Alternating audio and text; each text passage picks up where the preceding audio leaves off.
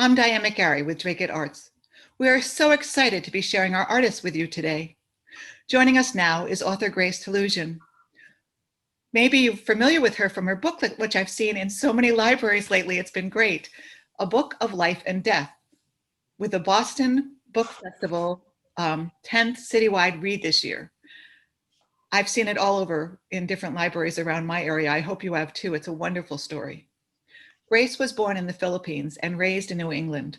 A graduate of Tufts University and the MFA program in writing at UC Irvine, she is a participant in the US Fulbright Fellowship to the Philippines and an Artist Fellowship Award from the Massachusetts Cultural Council. Grace teaches the Essay Incubator at Grub Street and at the Jonathan M. Tisch School of Civic Life at Tufts. She is a Fannie Hurst Writer-in-Residence at Brandeis University from 2019 to 2021. And Body Papers is a winner of the Restless Books Prize for New Immigrant Writing, and it's her first book.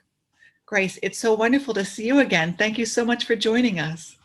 Thank you for having me, and thank you, Drake Arts and Diane and Tom, and everyone who's put on this wonderful arts festival. I really appreciate it. Thank you. Sure. Yeah, so since you mentioned the One City, One Story, I thought I would read from there. And I'm going to read little bits from a few publications. And we can, if you have questions, feel free to put them in the chat or write them down. We'll have some time I'll answer any questions that you'd like. If you're interested in talking about writing or what art making means during this time, I'm happy to talk about like anything you want to discuss and that would be relevant for you. So I'm going to read a couple of paragraphs from this story called The Book of Life and Death. And it was distributed by the Boston Book Festival's program, One City, One Story. And they made pamphlets, distributed them for free, and also translated into multiple languages, including Tagalog, which is one of the Filipino languages. It's a language I can't read, but it is a country, the Philippines is the country I was born in, and then I've been raised here in the United States. So this is a character who is a domestic worker. She is a maid or a nanny. She's Filipino and she works in her employer's home, which if you think about is a very intimate situation. There's a lot of power dynamics. The people who end up becoming domestic workers, at least in the Philippines, are often very well educated and trained. They are nurses, school teachers.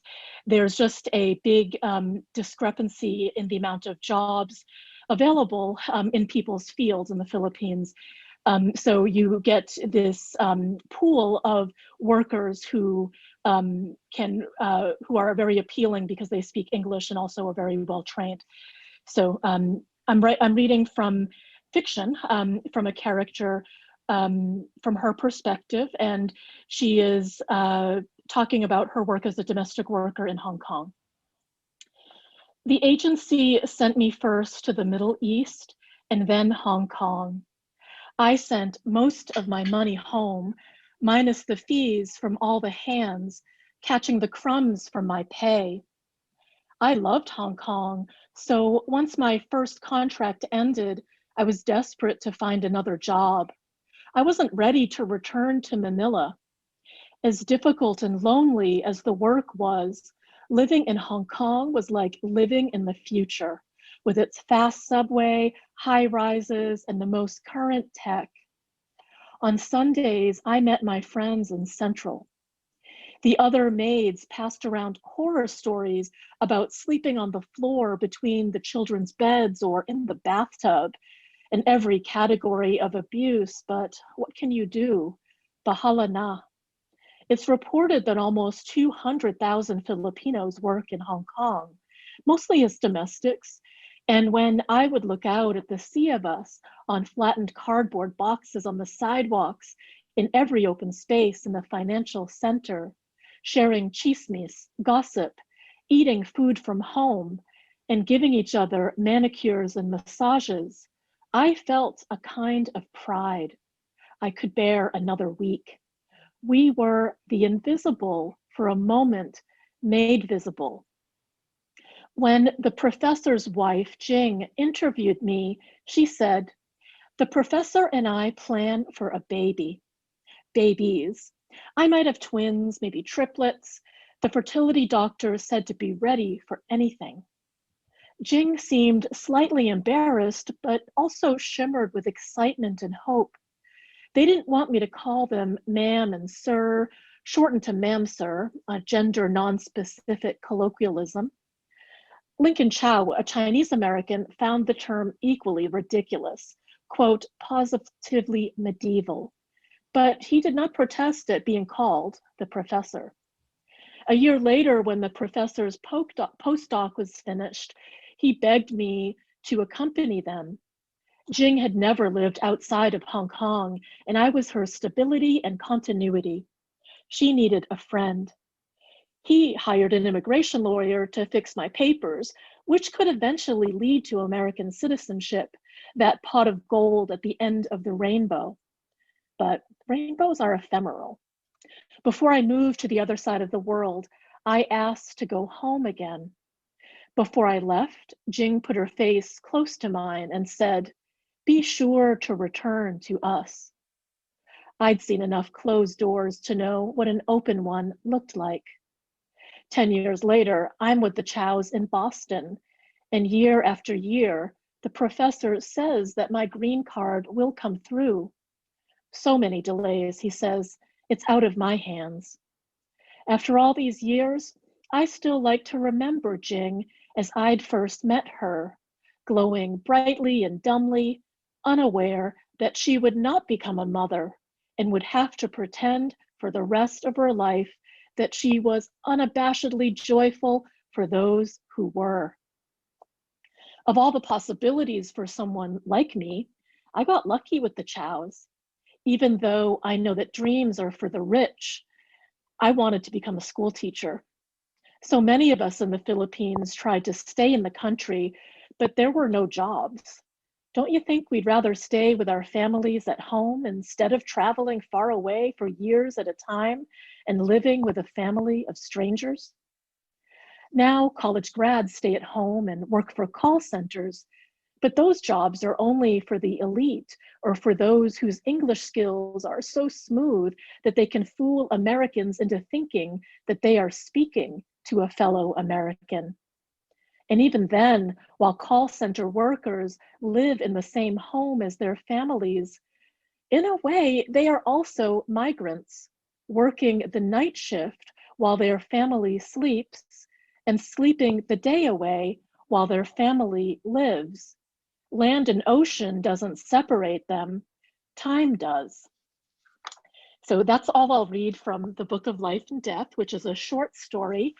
And some of the insights and experiences that I had when I lived in the Philippines for 6 months on a Fulbright ended up making its way into this short story, like the bit that you just read about call centers. I don't know if you noticed, but when you call your credit card company or Amazon or some other sorts of corporations, I can tell as a Filipino American often that I am talking with a Filipino worker who is manning the call in a call center. And I lived in a place called BGC, Bonifacio Global City. And this was a place in Manila that was full of high rises where these call centers were located. And the call centers were subcontracted and subcontracted. So, you know, Amazon, Google, these big corporations were somewhere at the other end of it, but there were many, many people and contracts in between. So it wasn't like these workers were working directly for those corporations. But, you know, when I call my credit card, for example, or some other customer service situation, I can often tell I'm speaking to a Filipino, and I'll I don't know that much Tagalog, but I'll say thank you and give them other indicators that I know that they're Filipino, just as a way to be friendlier. So, you know, I wonder if you can tell that, but I mentioned that they don't leave the country to move, which is often what you know, educated workers have to do in the Philippines, but rather they exist during, you know, in our timetable. Like they're awake when we're awake, which there's a 12-hour time difference. So in a way, they are migrants, temporal migrants, and living in this other kind of space because that's what they need to do to earn money. So the other thing that we all know we're living through is the pandemic. And so I had the opportunity to publish 2 sort of dispatches or essays that appear in these 2 books right now. One of them is called Alone Together, and the other one is called And We Came Outside and Saw the Stars Again. And so I'm going to read from both of these. They, like One City, One Story, they are things that I wrote for and participated in that are really a way of trying to put something in the world that exists outside of money, for example. Like it's not money as a motivation to write these things, but rather I wanted to participate and put my work and put my voice into it because I thought it was important, even though it was hard. Like when I was asked to participate, I first said, I don't know. I mean, I am living through the pandemic. I don't know that I have anything to say. Usually I need a couple of years to process what I'm going through before I write about it.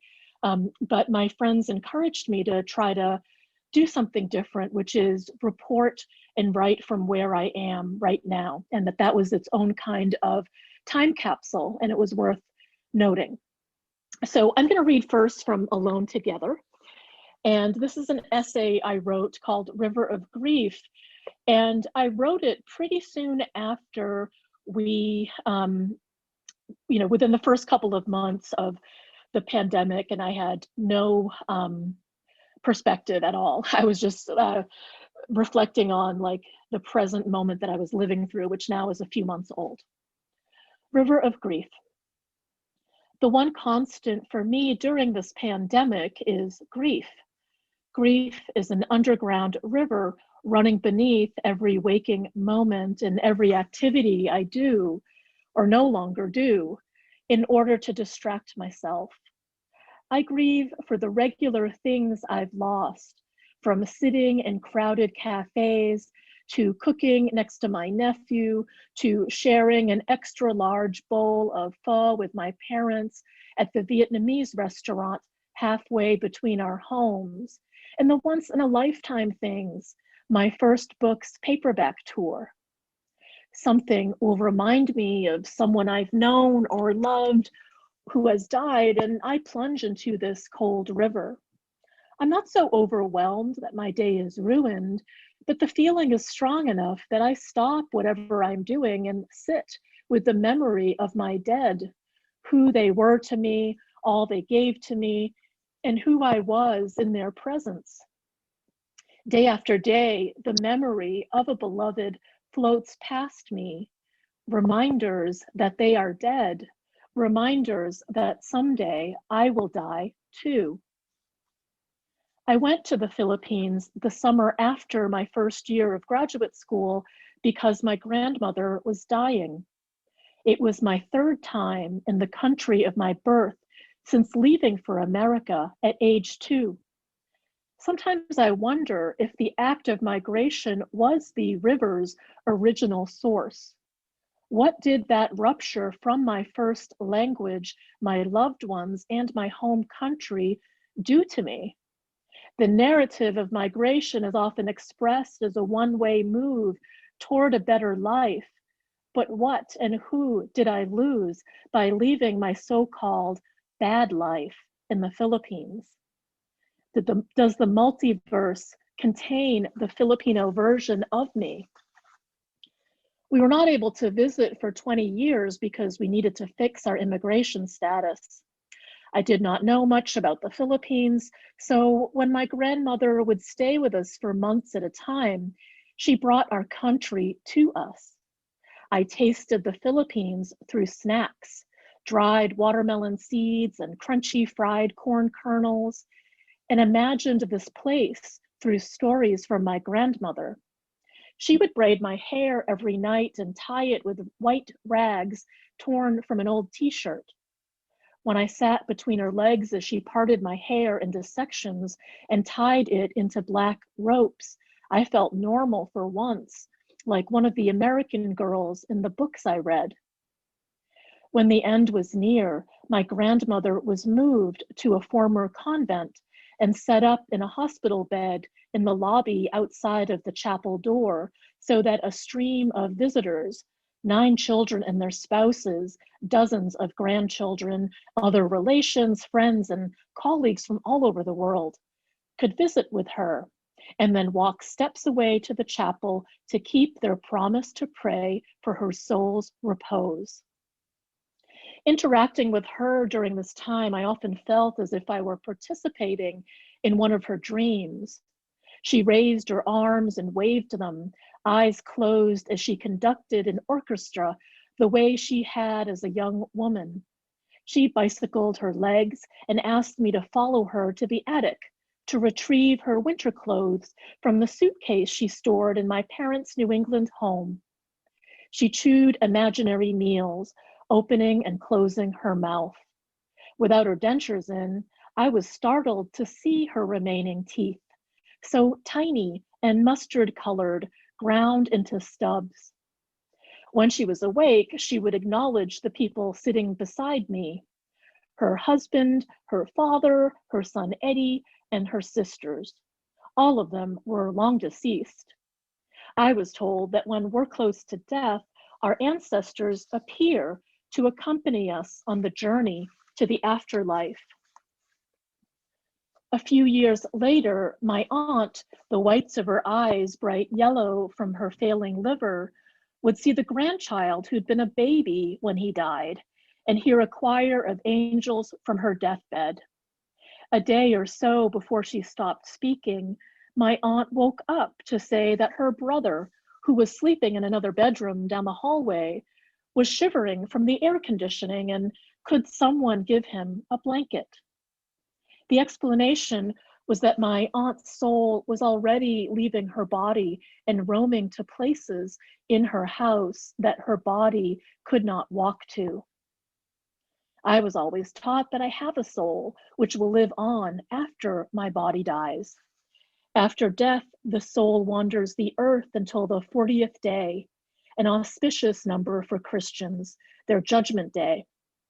At the celebration for Lolo Bien, a deceased elder of the family, my 2-year-old nephew Gavin suddenly pointed to the chair at the head of the table and announced to me, "Lolo there." Through hand gestures and the few words he could speak, Gavin communicated that Lolo Bien, clothed in white, was sitting in the chair, appearing and disappearing. There was Lolo waving hello to Gavin, and then he'd hide and come back again, smiling and making the child laugh. When Lolo Bien's family heard this story, they made the sign of the cross. The story left them both delighted and grief-stricken. Even though Gavin was too young to know our beliefs about the afterlife, he confirmed them. Their father was still here. He had shown himself. My mother told me stories about loved ones who died unexpectedly and sent a text message or left a voicemail after their official time of death. 2 recently deceased relatives showed up in reminder messages on her social media and email. Do you want to reply to your message to Ronnie? Do you want to share your memory with Ramon? She interpreted these technological glitches as messages from loved ones reaching out from the beyond to remind her she was loved. All of these visitations by deceased family members are comforting proof that death is not the end, that there are stories about our loved ones existing outside of the body, beyond explanation. So this is from Alone Together, and if you buy this book, it is a fundraiser. All the proceeds go to BINC, which is the charitable organization for indie bookstores. And I've been so grateful for indie bookstores in promoting my book, selling my book. They are these really important community spaces that if we want indie bookstores to exist and have these places to wander into and talk to booksellers and hear what they recommend and meet our neighbors, then we have to support them and buy our books and other things from indie bookstores. So many of them have had a hard time during the pandemic, which is why that anthology exists, and also this anthology exists, which is another anthology that raises funds for BINC, which is the Charitable Foundation for Indie Booksellers. And I was really glad to be able to contribute my writing to it, because I do owe indie booksellers so much. So I'm going to read from my essay in this anthology, and it's called The Arm of Mercy. And this essay focuses on the day that I understood what we were getting ourselves into, I guess, with this pandemic. So I'll read a little bit from there. Moments before we closed our doors to anyone outside of our household, I was traveling with my parents in Texas, a flight or two away from our homes in Massachusetts. Last minute, they had decided to join me for the first leg of my paperback tour for the Body Papers. Their stated reason was to visit with old friends in Dallas. These friends had also emigrated from the Philippines and became like family during our first years in America, but we had not seen each other for years. Also, my parents wanted to sightsee in San Antonio and Houston. This is what they told me, but I knew that they could not bear the idea of their daughter, unaccompanied, sleeping in hotel rooms and driving alone hours from strange city to strange city through an unfamiliar state.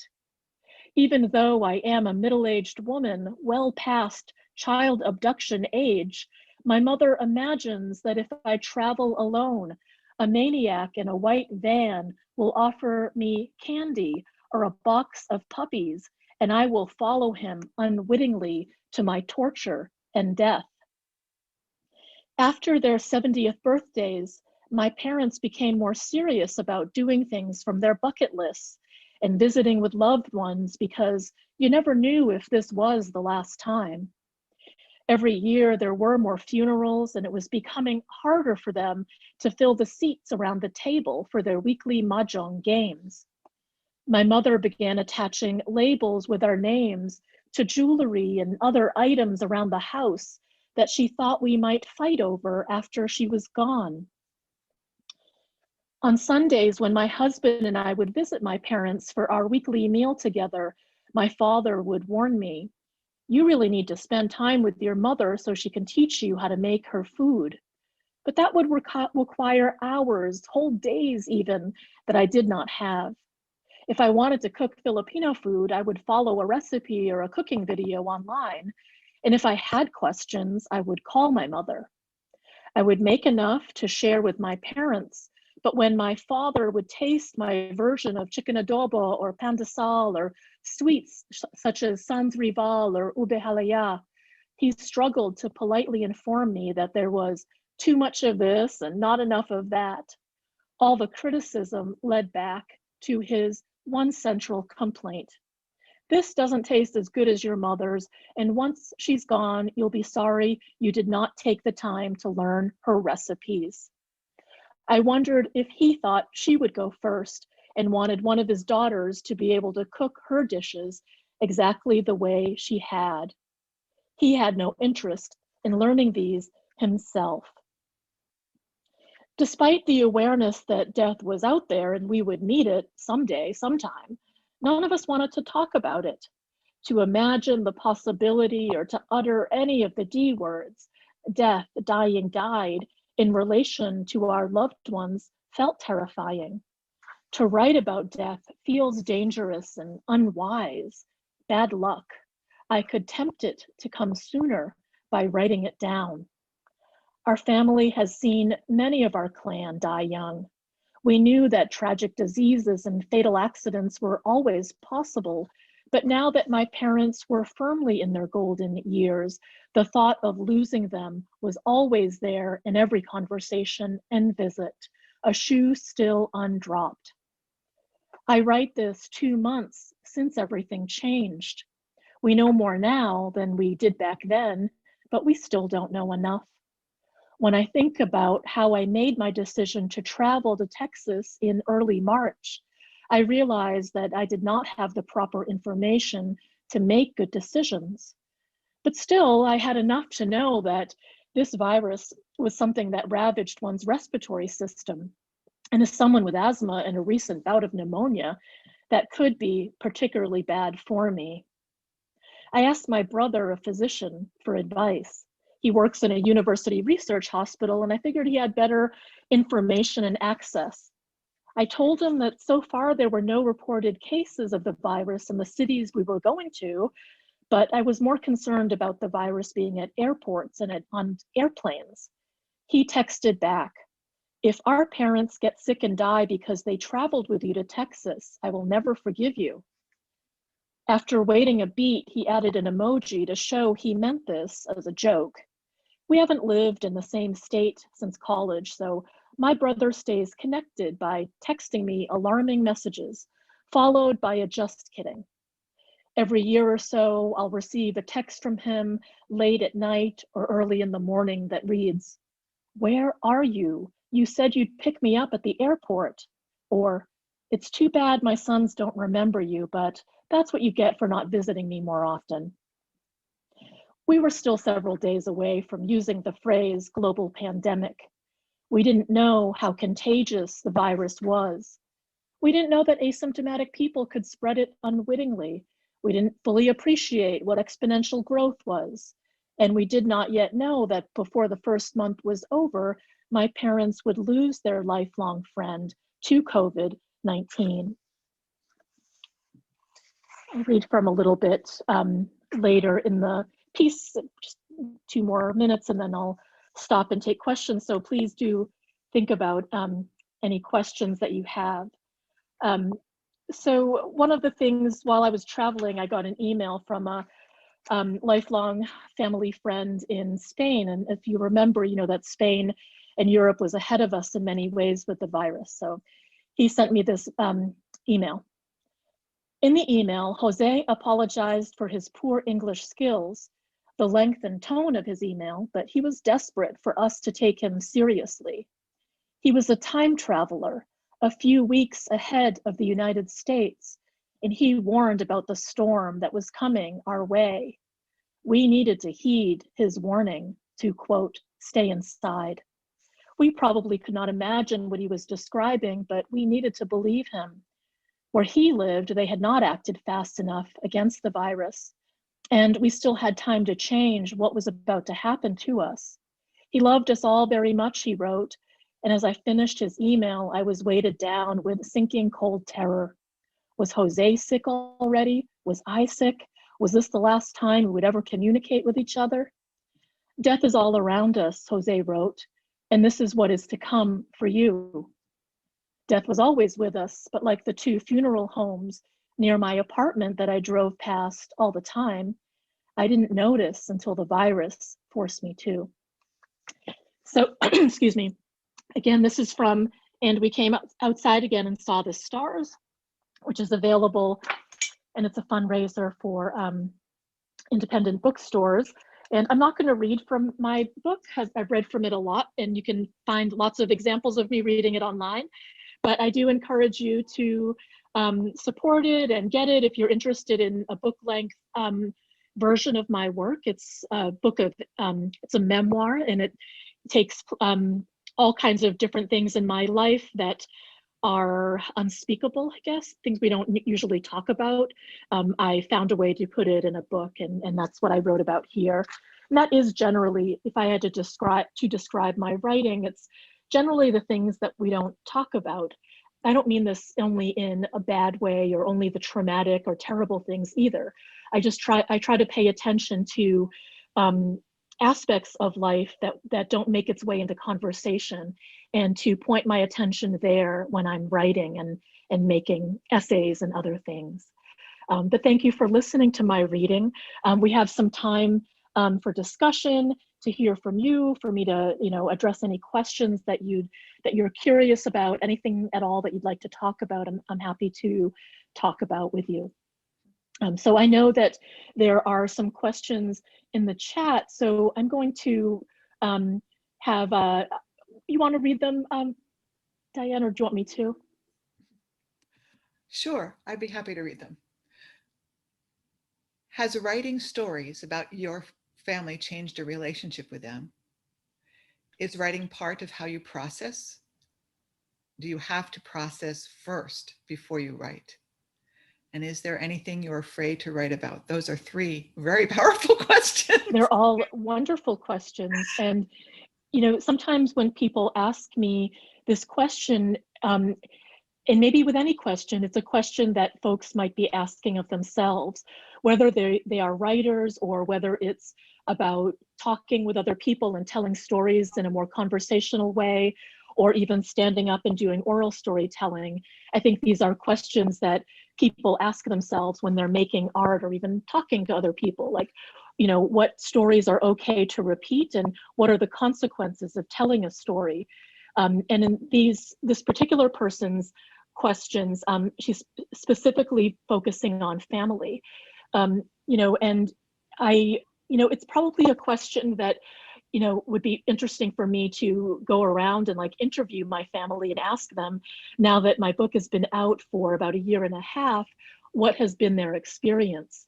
Because I can tell you what I observe and perceive as my experience, as how my relationships have changed. But as we know, everyone has their own story and their own version of things. So they would probably have their own version of what changed in their life, and how they felt about me telling these stories. But I can say that, mostly I was nervous to tell these stories, but because I've been at writing for a long time, it gave me an opportunity to learn from what I saw happen to colleagues and friends who published book-length memoirs and what some of the reactions were.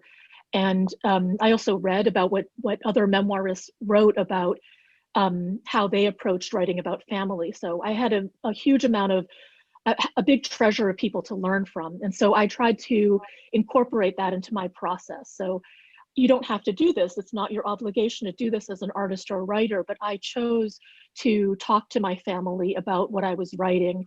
For some of them, I showed them the passages that they were in. I chose to change everybody's names mostly because of the internet. I wanted their names actually aren't important in the story.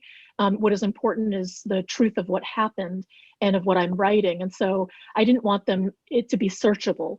And it's kind of interesting because if you look at the Boston Globe, I just saw something recently that they're, because arrest records are public and make their way into newspapers, I think they're offering people the opportunity to take their names out of those kinds of things. So I feel, glad that I made that decision, so that my family could have that semblance of privacy. So, I went about the process as respectfully as possible, but I also realized that there was a risk, and I didn't know how people were going to react. They probably didn't know how they were going to react either, because often we don't know what we're going to do until we're in a situation and experience it. But luckily, I think most people, especially my immediate family, were happy for me, proud of me, and understood why I was writing what I was writing. It wasn't in service of anything, at least in my opinion, other than trying to get at some sort of truth, the truth of my life. I wasn't trying to take revenge on anybody. I wasn't trying to spill people's private business just for the sake of doing it. It really was trying to work out some kind of truth on the page, and work out what it means to be honest about my experiences.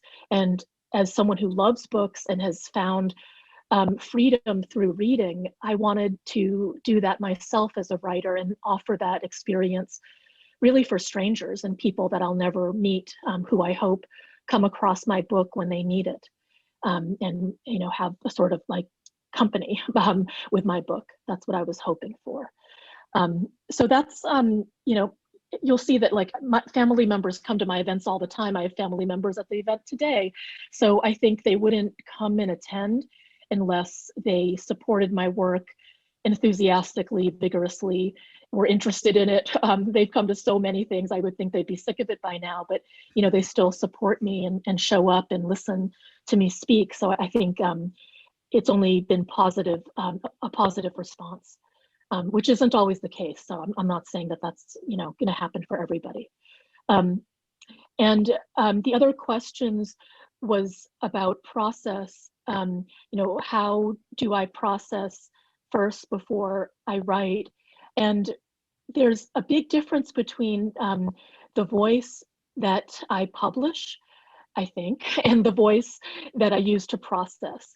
And I think all of us know this. If you participate at all in social media or even text anybody, right? You're aware of your voice, your public voice that's communicating with a particular audience, whether it's like your Instagram versus your Twitter versus your LinkedIn versus Facebook audience, which to me feels like very different audiences, even if there's overlap between who's there. There's different voices. So I process first to myself in the most raw kind of way. And I use writing as a form of processing and talking too. I talk to all kinds of people and work things out through talking. And I think, we're lucky if we have one or two people in our lives who we can have that relationship with and talk things out.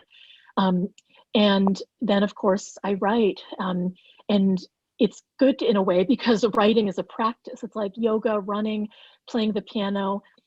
There's so much of writing that no one will ever see, of my writing, that no one will ever see, and no one has to see it because it's me practicing. And then I make a decision about what I'm going to develop and finish and polish and shape for public consumption, whether it ever gets published or not. Sometimes I finish something and no one will publish it. And that's fine too. But I do feel a difference between how I process to myself and what I choose to publish. So are some of the things that you've put aside that you've decided not to publish, are those things that you're not ready to put out? Or are they things that it's just not something that is worthy in a way? I'm not sure how to best describe that, but I was just thinking about sometimes when I do art, which is not your art at all, I kind of want it to percolate a little bit and to sit there, and that can take years, or that can take 2 minutes. Yes, I think being whatever art or process you engage in, even if it's the art of conversation and I've heard of people who meet every week. I've read these stories about like friends who will meet at the same coffee shop every day or every week for like a decade, some men's groups even, and will talk to each other. I think that is a really beautiful, creative process as well that reverberates in people's lives in meaningful ways. But, I think in terms of like percolating the process of publishing these pieces that came out in those anthologies that I read, it taught me that I don't need as much time as I think. And the other thing that the pandemic has taught me, probably taught all of you, is that we don't have as much time as we think. And what if we did it now? Whatever it is, even if it's going to not be ready or not be in the kind of shape, whatever it would be in after you processed it, like maybe there's something valuable in doing an attempt now, trying now to see what would come out, and that would be worth it.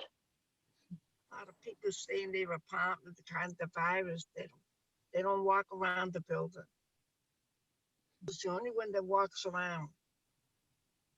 And you don't see too many. Yeah, so I heard a comment about, how our lives have changed so dramatically because of the virus. And yes, it sure has. And part of what writers can do and other artists is, use our work or our art or our writing to make sense of it as much as we can in some way. So these other questions are fabulous as well, and I appreciate them. Thank you so much for asking them. I'll read a couple of them. I know we only have a few minutes left. Is there anything you're afraid to write about? And then this question about fiction and nonfiction, how does that feel different to write them? I did read from fiction and nonfiction today. I'll start with the last question first, which is, how does it feel to do those things? And because I had some training as a reporter or a journalist and did some magazine writing, I know what the rules of that, of like the expectations around journalism. And once I started doing nonfiction, creative nonfiction, memoir, personal essay, I felt that there was a different set of rules there even than journalism. And my rule they do feel different to write. Journalism, between journalism and creative nonfiction, there does feel very much like a big difference.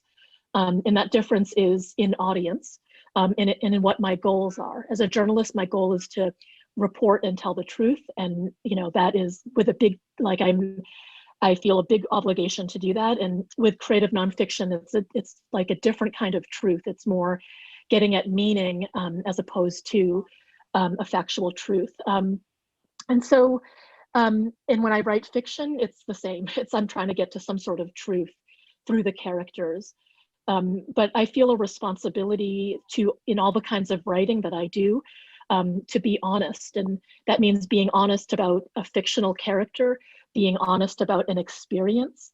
Because I think when you watch or read or look at something, I think as viewers, you and readers, you feel when something is authentic and honest and speaks to you, versus when something feels disingenuous, manipulative, tricky, so I definitely don't want to do those things. And the other question was about being afraid. I'm afraid every time I write. It's not about, sure, there's some topics that feel riskier than others. And I was watching a documentary that's available on PBS Frontline right now, which I very much encourage you to watch. It's called 1,000 Cuts. It's a documentary film by Ramona Diaz, who's an incredible Filipino-American filmmaker. And 1,000 Cuts focuses on Maria Ressa, who's a journalist in the Philippines. And she's had multiple lawsuits against her. She's been arrested, put in jail for being a truth teller, for being a journalist. You may have heard of Amal Clooney, who is George Clooney is her husband, and she represents Maria Ressa and as her lawyer. And when I watch that and watch what Maria Ressa and other people have to endure every time they open their mouth or report, I know that what I do is tame. Like, I am not in that kind of daily danger of my liberty, money, life getting taken away. I'm not. I'm lucky I live in this country, and this is where I've chosen to do my work. And Ressa has chosen to do her work in the Philippines, and she's in much more physical danger every minute than I am. And so when I knowing about people like her, and there's people like her all over the world, I watched it today, people speaking up and getting taken away by state police in Russia. So, I know that, I'm not in any danger like that. It helps me put things in perspective. But I do feel I'm not doing my work, the deep work as a writer, unless I'm taking a risk in some way. And that means risking a relationship, risking being on the edge of risking something. I don't want to bother doing work unless I'm doing that. So I always feel that way, that I'm afraid. And that tells me that I'm doing the work I need to do if I'm afraid. Tom has a really wonderful question. Do you want to read it, Diane? Sure. I have to pull up the chat here. Will writing closer in time, as you did for the recent pieces that you just read, change your overall approach to writing? Thank you, Tom. I think so. I think that, talk about being afraid. Like, I would take years to process an experience before I wrote it. And in my memoir, even 20 years, because I was afraid. I wanted to be right. I wanted to give things time to percolate. I wanted to have enough time to look at all the information and make sure I collected the documents to get things factually correct, and I realize I don't need to do that. And, I can learn from this recent experience that we don't know. It's better to get work done, even if it's imperfect, than not get it done, right? There's that cliche about something about like something is the enemy, the perfect is the enemy of the good, or I don't know, something like that. But, we don't know, no one knows how much time they have or what sorts of opportunities they have to put work in the world, and or writing or art or whatever it is, or even conversations. And so there is this kind of urgency to work in a different way, not be so scared, to be able to be wrong. Like maybe if I put work out and I got something factually wrong, like it's okay to not be perfect. It's okay to say, I made a mistake. I want to correct it. Here's an error. I found this document that says this, and that is okay, like for artists to make errors and come back and say, I want to correct it. And that is also instructive, and that's also a courageous thing to do that other people can see. So Lil, thank you for putting this quote in the chat box: perfection is the enemy of achievement. Thank you for that. I've taught writing for a long time. I've taught it to all kinds of people, from kids to high school students to college students to people who have retired from very illustrious careers. Like they were the chief of medicine at their hospital, or they're at the very pinnacle, they're the CEO of a company, and they've waited their whole life to finally write the book that they wanted to write and tell a story. And I think, oh my gosh, why it's so, it's wonderful that they had these careers and other things, but to me, that's a really long time to wait to try something that you love, that you've loved since you were a kid, and to leave it to retirement. I know there's various reasons why people have to do that. They have to like support their families. I understand that.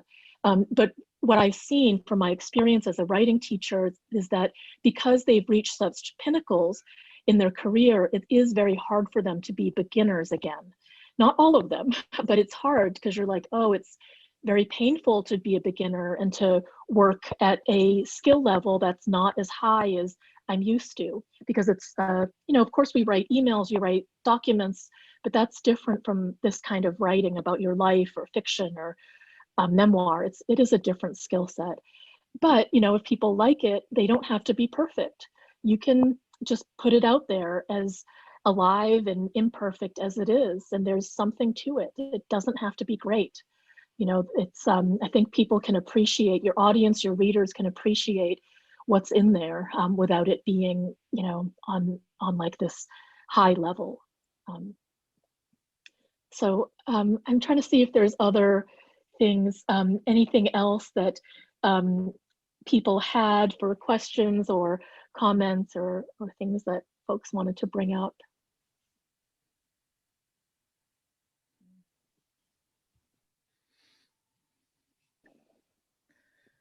I just love that you added these new books today. I'm very glad to hear about the anthologies too.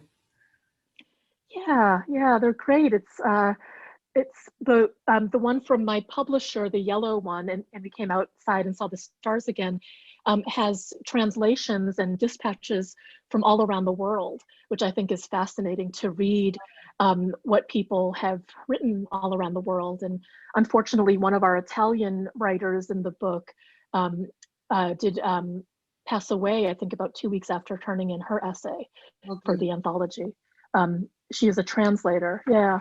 So it is real, like this thing that I said about like we don't know how much time we have. I mean, we don't like to think about it, but yeah, Frederica Randall, translator of the unsaid, and the book is dedicated to her and a few other folks. It's yeah. My dad was very ill for a long time, and it was impressed upon me during that it was very important to say everything I needed to say. And what you're doing is the same thing. You are saying everything you need to say with your artwork, with your writing, and encouraging other people to do the same thing. That's so important. Thank you. I hope people do. I mean, I think that there's so much we hold back on, and I wonder why. I mean, I know it's hard. Like I don't, I can't say that I'm like do it all the time and that it's easy for me, but it is something to press back on, especially during this time. Like, what are we waiting for? Like, is there a good time? And what might transform if we can say what needs to get said? And, if you hang around or are lucky enough to have small children in your life, they haven't been socialized in the ways that we have as adults. And so they have fresh things to say. They have questions that make us think this, rethink and challenge the status quo, because they notice things that we've become socialized to accept. Right. I remember like a niece of mine asking, why are only men talking at the dinner table? I think she was 10, and I was like, that's a really good observation. She's right. Why are they the only ones talking? So There are lots of things like that. It's great. yes.